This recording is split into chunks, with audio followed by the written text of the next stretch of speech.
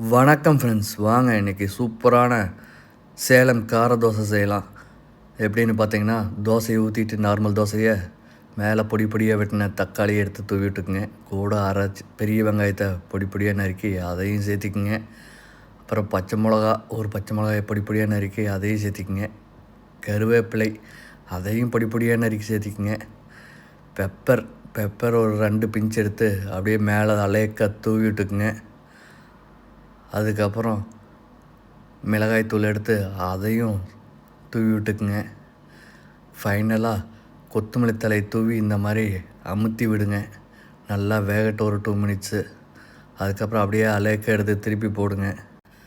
2 பக்கம் வெந்த பின்னாடி இது கூட தக்காளி குருமாவும் தேங்காய் சட்னி வச்சு சாப்பிட்டிங்கன்னா டேஸ்ட்டு அவ்வளோ செம்மையாக இருக்கும்.